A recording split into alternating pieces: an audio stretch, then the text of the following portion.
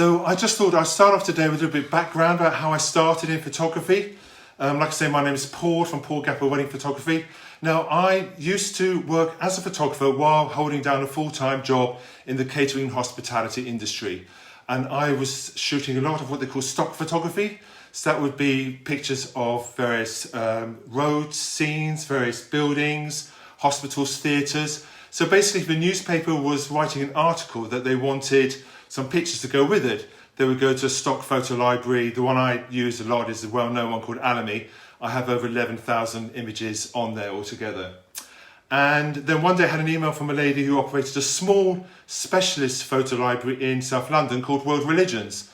Her name was Christine, and I did a lot of work for her, and I worked very closely. I travelled abroad. I combined my holidays with also getting some really interesting religious photos. So it wasn't just taking pictures of outside religious buildings, it was taking pictures of people practicing their faith in a very discreet way as well, not to intrude. And I remember going to Panama, we went to Portobello, where they had the Black Christ Festival, where they would carry a statue of Black Christ through the streets, and various other things as well. The good thing with working with somebody so closely, especially if they're really experienced, as Christine was, that they give good constructive criticism. And I learned a lot from her, and I think I'm able to bring that out and carry on forward as well. So, photography, so wedding photography. So I always recommend that you always meet your photographer before you decide who you're going to go with. I'm an experienced photographer. Like I said, I've been a photographer now for over 10 years. 5 years now, completely full-time. I left my job in catering and hospitality. And so the thing is, when you meet a photographer, always check, before you check, have a look at their website, have a look at the portfolio, the photos that they do, make sure it's your particular type of style. I'm very much, because of my background, very much a documentary style wedding photographer, but I also do a lot of group shots as well, and a lot of portrait shots as well. So basically, whatever you want on the day, we will discuss, and I'll go through it with you, and I'll explain to you, well, if the time doesn't work or if the time is too good. A lot of couples don't always want to have too many portrait shots or too many group shots. It takes a long time, and people will get a bit irritated, a bit fidgety, and they'll want to move on as well.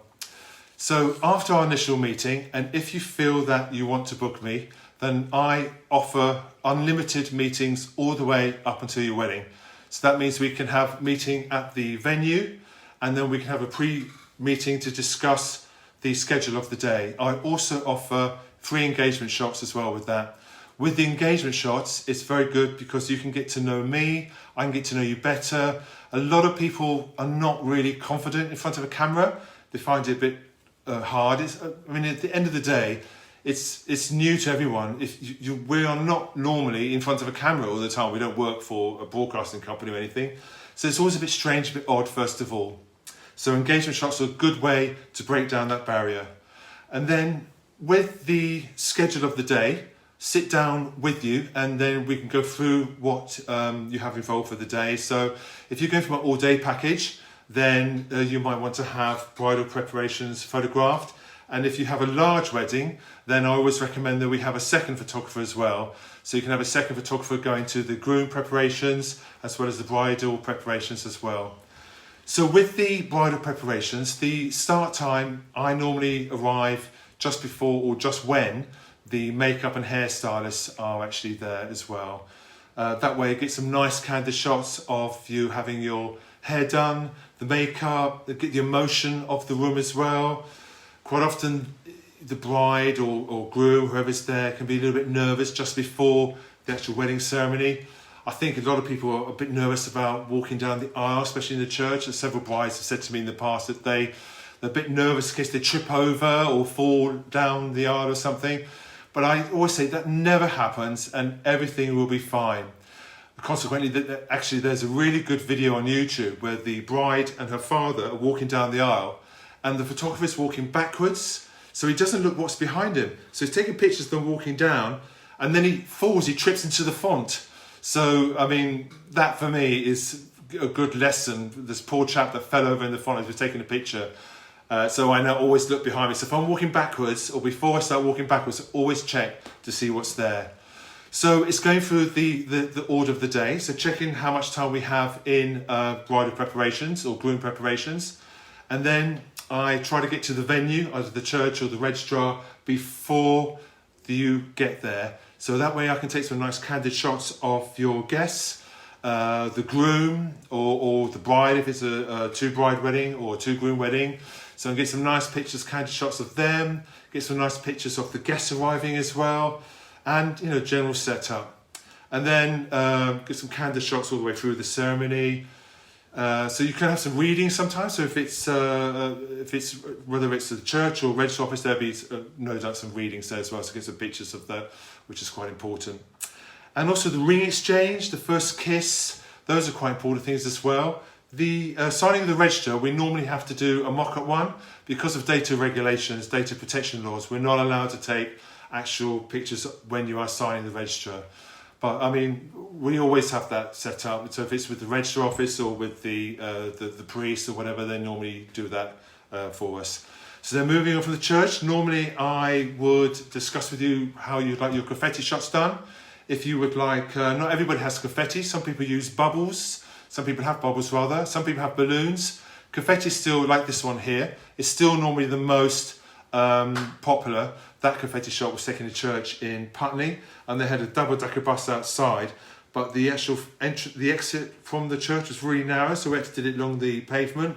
But we managed to get some good shots anyway. So that's what's the good as well. So it's always good to discuss that. And with my experience, I will set up your guests for you and explain to them what we want to get the best photo. And so when they walk down the aisle, we get some nice confetti showering down. Don't get them to throw it at your face or anything. We just get it so it looks really, really lovely. That reminds me, they're going back to bridal preparations. Of course, it's important to make sure capture your dress that you have in your wedding dress, because the photographs are going to be the normal way that you're going to remember that. So I always make sure I lay it out nicely, make sure that it's hung up in a really nice part of the room, as a nice coat hanger, that type of stuff as well. So it's important to do that, and also to see if you've got some special, and also the wedding shoes as well. That's also another very important part. Wedding shoes, also, sorry, the dog's out there.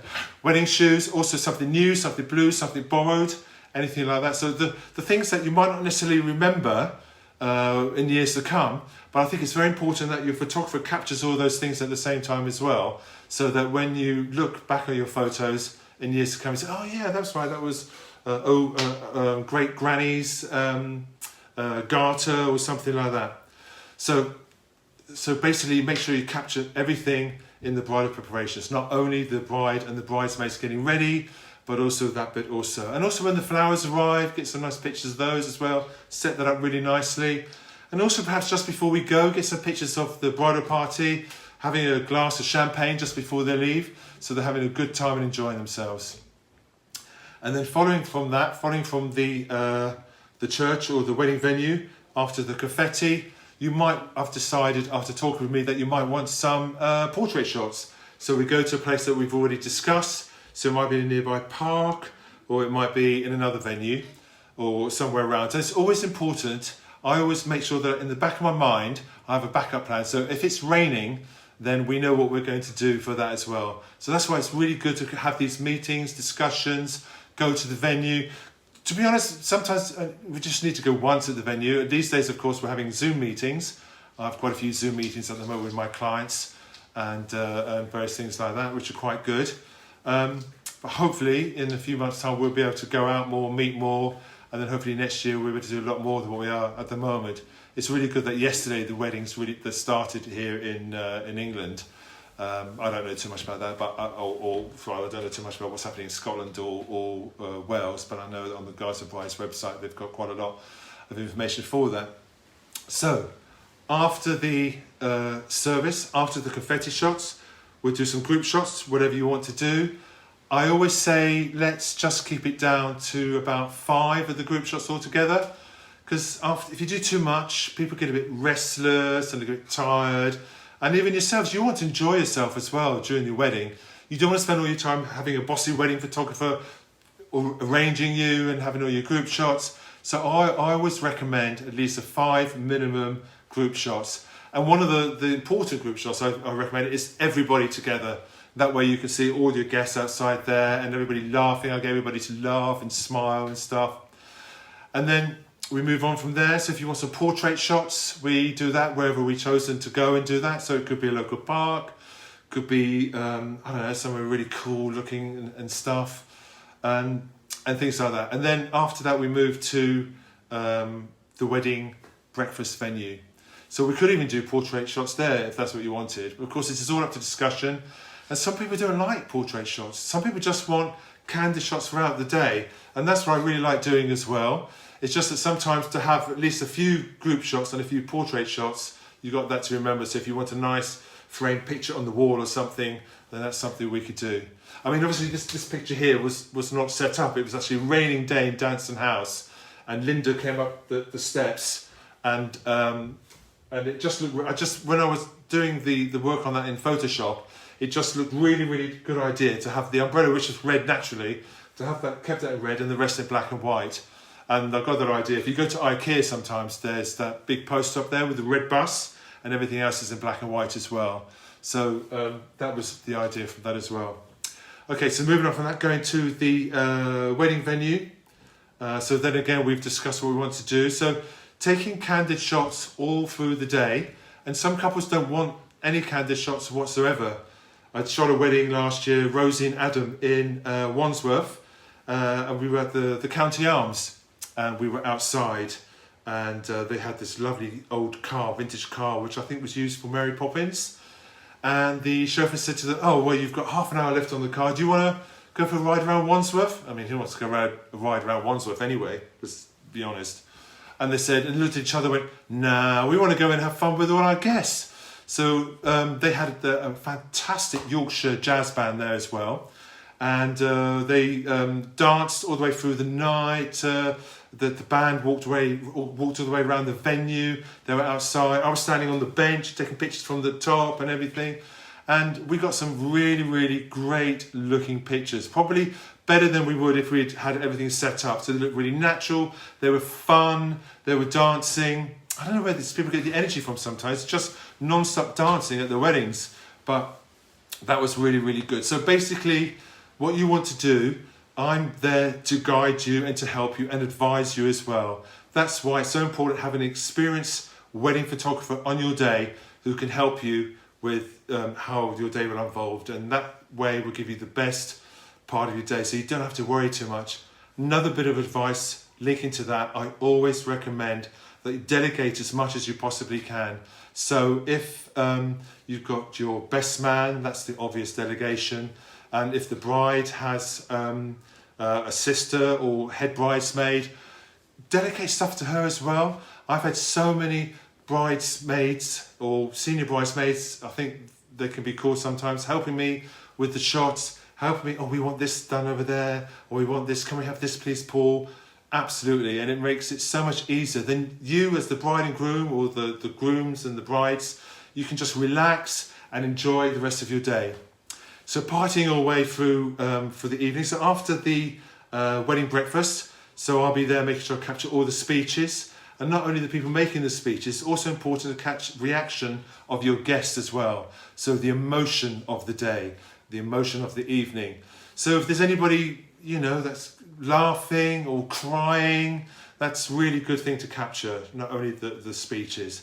So I'm 6'2", but I do actually blend in the background and I don't get in the way. So I always try to make sure I'm very discreet, so I don't stand in the way between you and your guests. Sometimes I have to move forward a little bit just to make sure I get the best picture and then retreat back. So your guests will always have a good view of everything. The same in the bedroom as well, when your bridal preparations. I'm always, even at 6'2", try to be discreet, stay in the side as well, so I don't get in the way.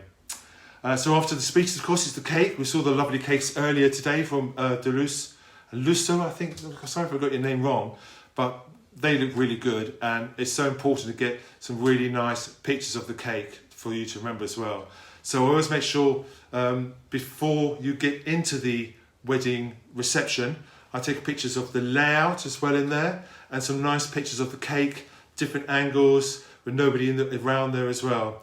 And by the way, if there's fire exit signs or fire extinguishers or anything like that in the room, I remove those in Photoshop so you have really clear, unobtrusive pictures from your day. So pictures of the setup, and if you've got anything, wedding favours or anything like that on there, some pictures of those. Some people have a theme for their wedding. So if it's a garden theme or if it's something like Harry Potter, I'll make sure I go around all the tables to get all those nice little pictures for you. So you've got these memories to last forever. And then moving on from there, so the cake cutting is so important. After we've got some nice pictures of the lovely cake, some cake cutting, and also nice little kiss after that as well. And then normally after that we go on to the first dance. First dance is also very important. And it's why it's always important when going back to this experience of wedding photographer type of thing, it's always good to have a photographer that knows how to cope with all the different lighting and everything. So obviously it can be a bit dark with the dance floor, but there's lovely lots of flashing lights and things like that, which is always pretty good as well. So that's that. So I normally finish about an hour after the first dance, or a little bit longer if there's lots happening. For example, if you've got a band on later and all those type of things. So with the package, I'm just going to have a look here. So with the package, with my all-day package, you get an online gallery for you to share with friends and family and download as many pictures as you want. And also you get a USB stick which comes in a nice box like this, different colours. So, and you get this engraved as well. So on here will be the high-res images, and in the online gallery will be the low-res images. So with the low-res images, you can use them to go for share with friends and families, Facebook, you can send them via email, you can have favourite folders as well on there on the online gallery. And with the high-res pictures on the USB stick, always recommend that you back them up and keep backing them up as well. Technology changes quite regularly, and it's always good to make sure you've got photos safely stored forever. Wedding albums.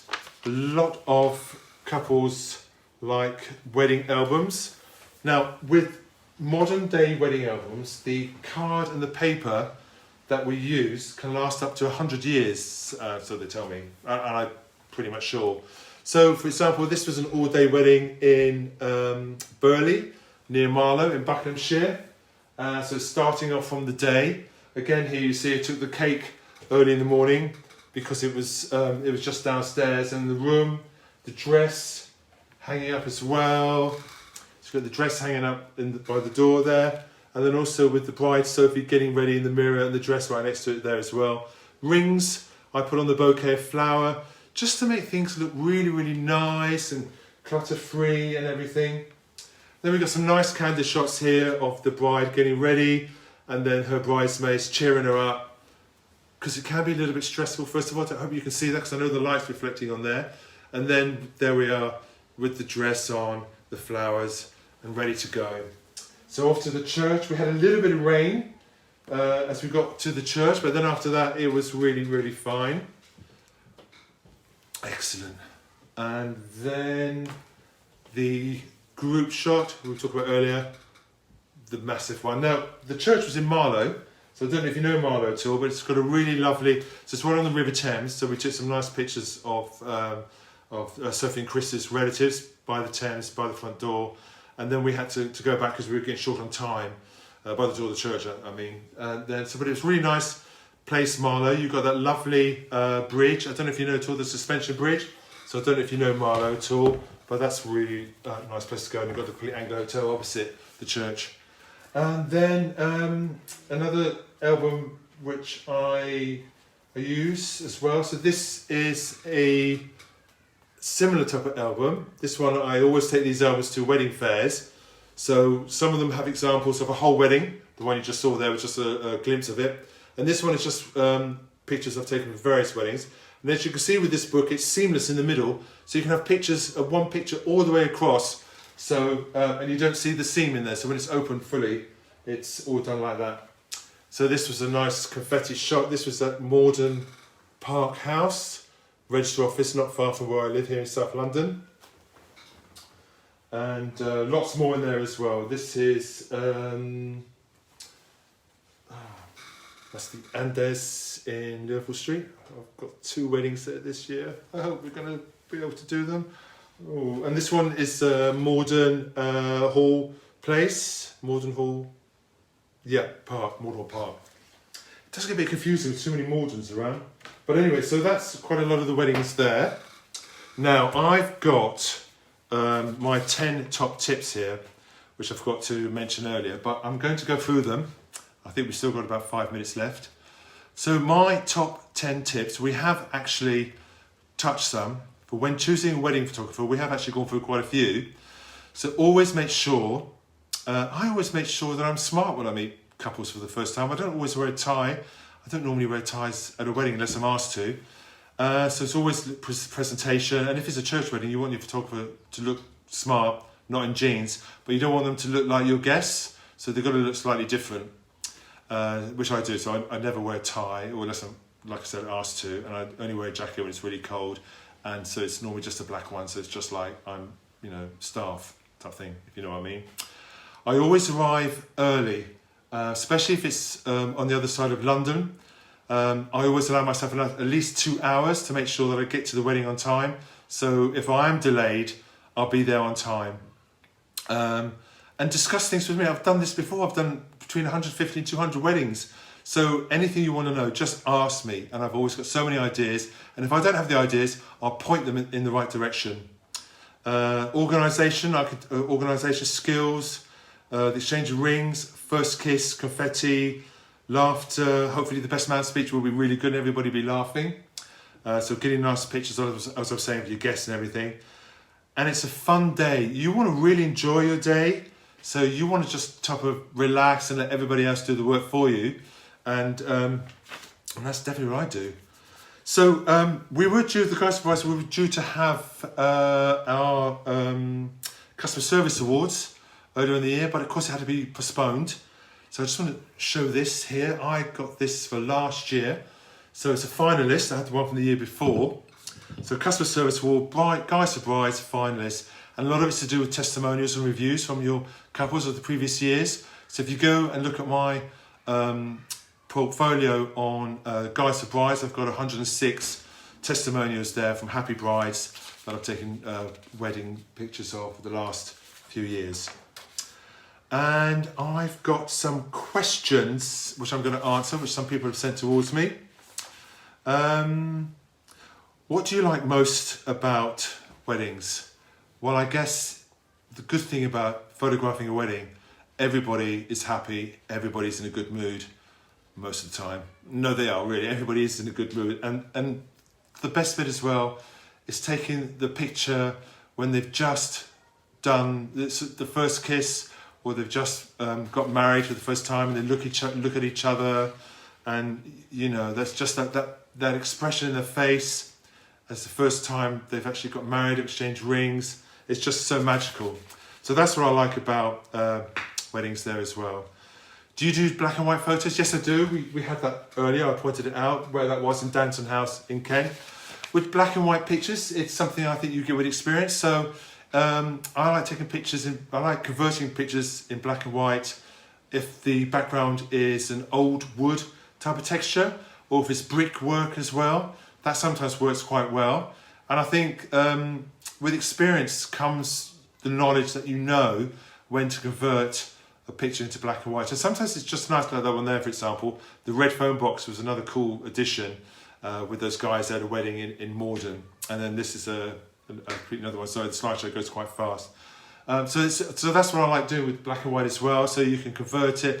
And also people that have got interesting facial expressions, or if they're just sitting around. It's always nice to get candid shots of that, and then converting that into black and white as well. Hopefully you've seen some examples here on the slideshow at the same time.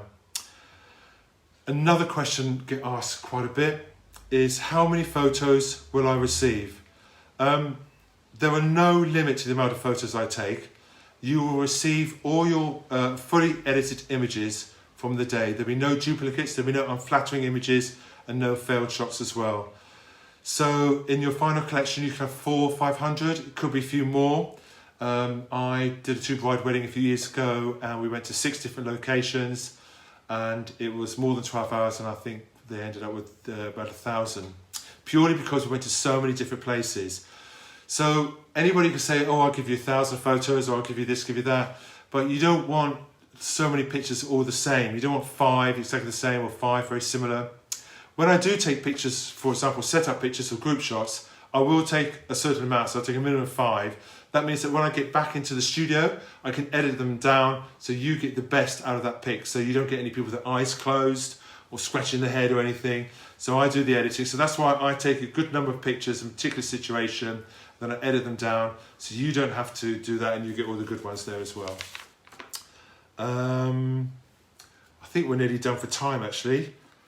Do you, some more questions here. I'll just quickly go through a couple more before I hand you over to David Roger Sharp. How long will it take to get your wedding photos? 2 to 3 weeks, normally. Sometimes a little bit longer when it's really, really busy, but I try and do it in that time period. Do you work with second photographer? If it's a large wedding, I've got quite a few photographers I work with. I've worked in the past, female and male. And if they're available, then yes, definitely I will. And if you want another photographer, there is an additional charge for that, but I do recommend it for larger weddings as well. And you get different ideas, different perspectives of everything. And well, I think that's about it for time. So I think it's about past. And I don't want to take David's time away really. David Roger Sharp, the Jewelers, is up next. So I'm going to say thank you very much for watching today, or if you're on catch up, that's absolutely great. If there's anything you want to know, please please DM me, please put something in the comment bar, and that'd be great. And thank you very much for today, and I hope to hear from you. And I hope everything goes well for the weddings that you've got planned for this year and next year as well. Thank you very much.